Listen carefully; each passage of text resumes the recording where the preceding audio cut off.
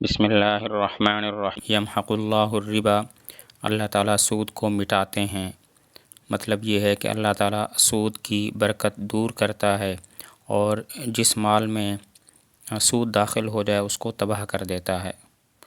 اللہ تعالیٰ سود کی برکت کو ختم کرتا ہے، دور کرتا ہے کہ سود میں کوئی برکت نہیں ہوتی، اور جس مال میں سود داخل ہو جائے اس کو پھر تباہ کر دیتا ہے۔ اس کے مناسب ایک حدیث شریف ہے، حضرت ابن مسعود رضی اللہ تعالیٰ عنہ ارشاد فرماتے ہیں کہ حضور صلی اللہ علیہ وسلم نے فرمایا، جس کسی کا مال سود سے زیادہ ہوگا آخر کار وہ قلت کی طرف جائے گا۔ وَيُرْبِي الصَّدَقَاتِ، اور اللہ تعالیٰ بڑھاتے ہیں خیرات کو، صدقات کو۔ اس کا مطلب یہ ہے کہ جس مال میں خیرات نکالی جاتی ہے اس میں اللہ تعالیٰ برکت عطا فرما دیتے ہیں اور ثواب کئی گنا کر دیتے ہیں۔ جس مال میں خیرات نکالی جاتی ہے اللہ تعالیٰ اس مال میں برکت عطا فرما دیتے ہیں اور ثواب کئی گنا بڑھا دیتے ہیں۔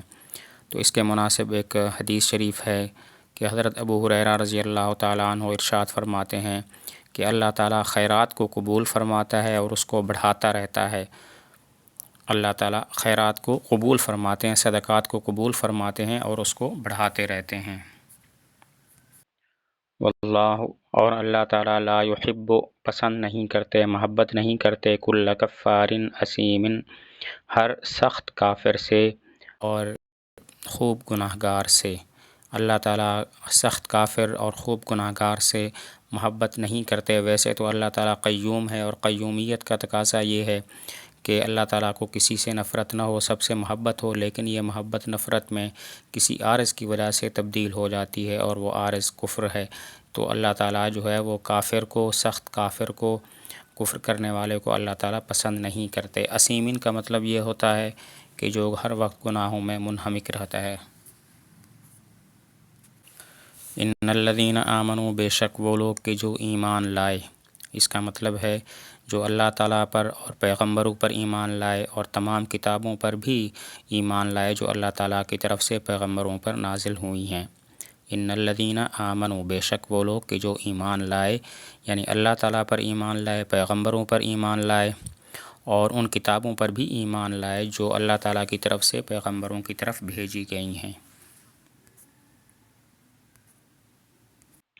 وعملوا الصالحات، اور کام کیے نیک، انہوں نے نیک کام کیے، یعنی جو پیغمبروں کی زبانی اللہ تعالیٰ نے بھیجے اور ان پیغامات کی اور ان احکام کی پابندی کی۔ وعملوا الصالحات، انہوں نے نیک کام کیے، یعنی پیغمبروں کی زبانی اللہ تعالیٰ نے جو احکام نازل فرمائے ان احکام کی پابندی کی۔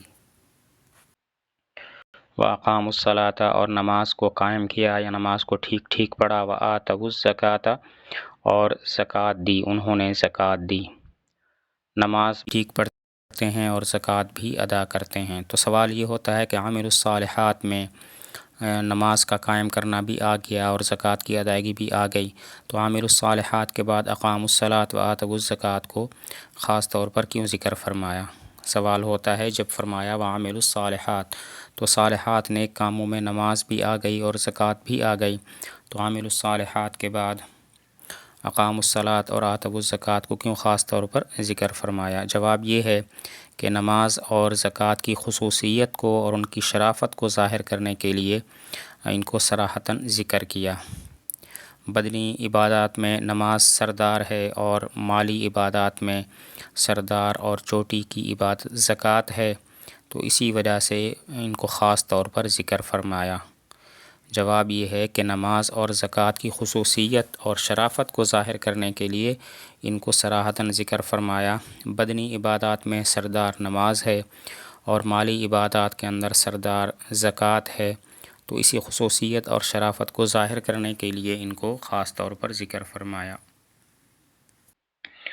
لہم اجرہم عند ربہم، ان کے لیے ان کا اجر ہے ان کے رب کے ہاں۔ ولا خوف علیہم ولا یحزنون، اور نہ ان پر کوئی خوف ہوگا اور نہ وہ غمگین ہوں گے۔ اللہ تعالیٰ کے پاس ان کا خصوصی ثواب ہے، ان کو نہ آئندہ کسی کا خوف ہوگا اور نہ گزشتہ باتوں کا کوئی غم ہوگا۔ کیونکہ اللہ تعالیٰ کی سب سے بڑی نعمت ایمان ان کو حاصل ہو گئی اور اعمال صالحہ کی توفیق بھی ان کو حاصل ہو گئی، تو پھر گزشتہ زندگی کا کوئی غم نہیں ہے، مصائب و آلام کی کوئی فکر نہیں ہے۔ تو اس لیے فرمایا ولا خوف علیہم ولا هم یحزنون۔ اللہ تعالیٰ کی سب سے بڑی نعمت ایمان ہے اور اعمال صالحہ کی توفیق ہے۔ جب یہ سب سے بڑی نعمت انسان کو حاصل ہو جائے تو پھر گزشتہ زندگی کے مصائب و آلام کا کوئی غم نہیں ہوتا اور نہ آئندہ کی کوئی فکر ہوتی ہے۔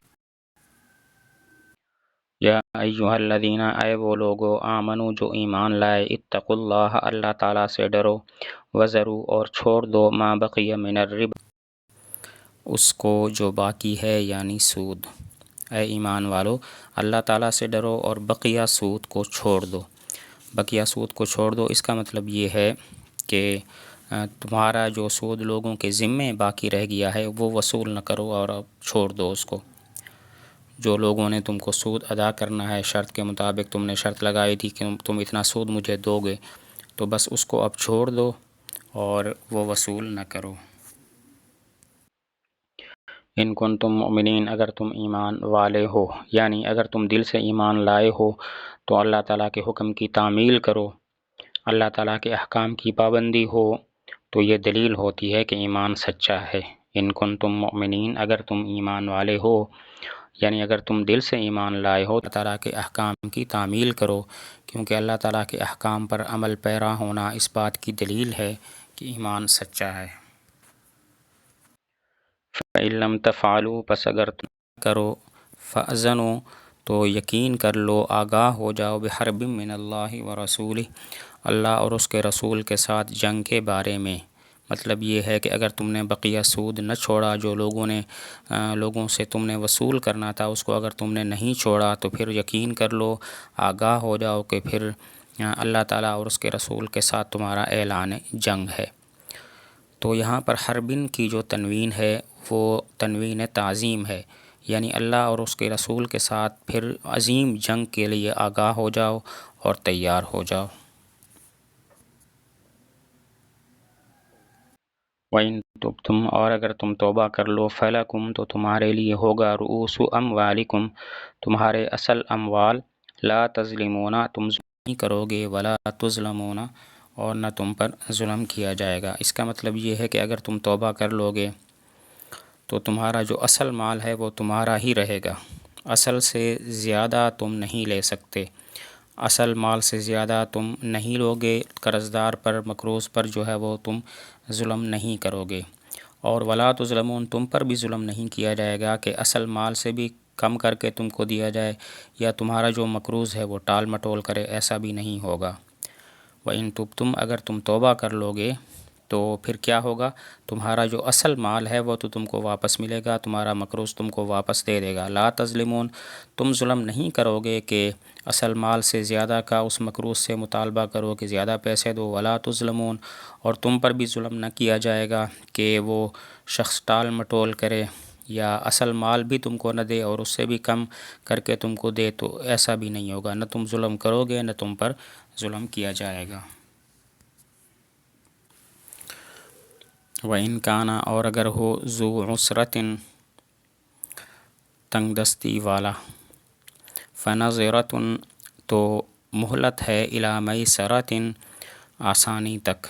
اس کا مطلب یہ ہے کہ اگر مقروض تنگ دست ہے، اگر وہ تنگ دست ہے اور فی الحال ادائیگی نہیں کر سکتا، تو پھر تم یوں کرو کہ اس کو تھوڑا سا انتظار کرنے دو، اس کو تھوڑی سی مہلت دے دو تاکہ جب اس کو مال کی فراوانی میسر آ جائے، ادائیگی اس کے لیے آسان ہو جائے، تو تب وہ تم کو ادا کر دے گا۔ اگر تنگ دست ہو اور مقروض تمہارا ایسا ہو کہ جو ابھی ادا نہیں کر سکتا تمہارا قرضہ، تو پھر یہ ہے کہ اس کے لیے انتظار کرو کہ جب وہ اس کو آسانی ہو جائے، فراخ دستی ہو جائے، تو پھر وہ تمہارا قرضہ ادا کر دے گا۔ حضرت ابو ہریرہ رضی اللہ تعالیٰ عنہ کی روایت ہے کہ حضور صلی اللہ علیہ وسلم نے فرمایا، جو تنگ دست کو سہولت دے گا، اللہ تعالیٰ دنیا اور آخرت میں اس کو سہولت دے گا۔ وَأَن تَصَدَّقُوا، اور یہ کہ تم صدقہ کرو، خیر لکم، تمہارے لیے بہتر ہے۔ تو ان تصدقوا کا لفظی معنی تو یہ ہے کہ اگر تم صدقہ کرو۔ باقی اس کا مطلب کیا ہے، تو اس میں دو قول ہیں۔ ایک مطلب ہے کہ تم بالکل روز کو معاف کر دو، تو یہ تمہارے لیے بہتر ہے اس بات سے کہ تم اس کو مہلت دو۔ اور دوسرا قول یہ ہے کہ اس کا مطلب بھی مہلت دینا ہے کہ اگر تم مقروض کو مہلت دے دو کچھ ٹائم کے لیے تو پھر یہ تمہارے لیے بہتر ہے۔ پہلا قول یہ ہے کہ تم اگر معاف کر دو بالکل قرضہ تو یہ تمہارے لیے بہتر ہے اس بات سے کہ تم اس کو مہلت دو، اور دوسرا قول یہ ہے کہ تمہارا مہلت دینا خیر لکم، قرض دار کو مقروض کو مہلت دینا کہ فلاں وقت میں ادائیگی کر دو، یہ تمہارے لیے بہتر ہے۔ ان کنتم تعلمون، اگر تم جانتے ہو، یعنی اگر تم مہلت دینے کی یا معاف کرنے کی فضیلت جان جاؤ تو پھر یہ کام تمہارے لیے کوئی مشکل نہیں ہوگا۔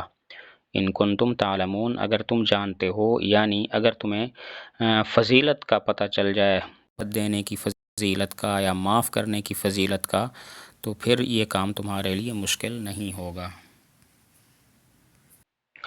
واتقوا، اور ڈرو، یوم دن سے ترجعون فیہ، کہ جس میں تم لوٹائے جاؤ گے، الی اللہ، اللہ تعالیٰ کی طرف۔ اس دن سے ڈرتے رہو، یعنی اللہ تعالیٰ کی طرف جانے کی تیاری کرو۔ باقی وہ دن کیا ہے تو بعض فرماتے ہیں کہ اس سے مراد ہے قیامت کا دن، اور بعض فرماتے ہیں کہ مرنے کا دن۔ قیامت کے دن سے ڈرتے رہو یا مرنے کے دن سے ڈرتے رہو کہ جس دن تم اللہ تعالیٰ کی طرف لوٹائے جاؤ گے۔ ثم، پھر توفیٰ، پورا پورا بدلہ دیا جائے گا، کلو نفس، ہر نفس کو، ما کسبت، ان کاموں کا جو اس نے کیا۔ پھر اس کے بعد ہر انسان کو، ہر نفس کو اس کے اعمال کا بدلہ دیا جائے گا۔ اگر اس نے برے عمل کیے ہوں گے تو اس کی سزا ہوگی، اور اچھے عمل کیے ہوں گے تو اس کا ثواب ہوگا۔ وہم لا یظلمون، اور ان پر ظلم نہیں کیا جائے گا۔ ان پر ظلم نہیں کیا جائے گا اس طور پر کہ ان کے ثواب کو کم کر دیا جائے یا جرم سے زیادہ ان کو عذاب دیا جائے، تو اس طرح ان پر ظلم نہیں کیا جائے گا۔